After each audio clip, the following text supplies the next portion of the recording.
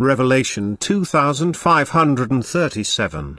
From the 4th of November 1942.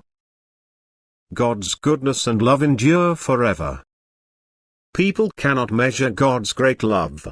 Everything that happens is based on His love, for everything has the redemption of the spiritual as its goal. But this redemption means light and glory for every single being.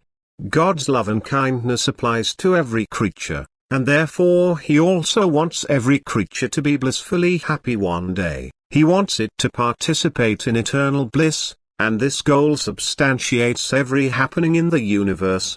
And if people would like to imagine God's great love and kindness as their motivation, they would also bear the suffering more humbly. They would understand that not God but they themselves are the originators of the suffering which oppresses them as long as they live on earth, for the human being's way of life also determines the degree of suffering and hardship.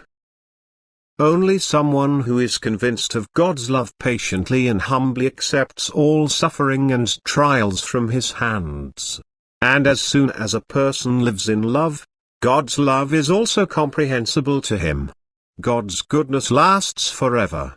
And He never lets a being fall which has sinned against Him. Instead, He takes pity on humanity to see that it deprives itself of happiness and peace, and therefore He seeks to change it so that it will enter into the blessing of everything His love and kindness created for the redemption of the spiritual being. And therefore God is constantly ready to help. He wants to assist the spiritual being, which has become weak through its own fault, so that it can free itself from the bonds, from the spirit's captivity, and He meets it with His grace.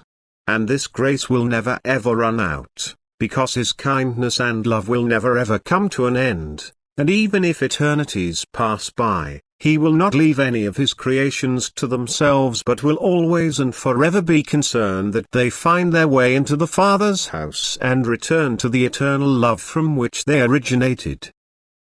Amen.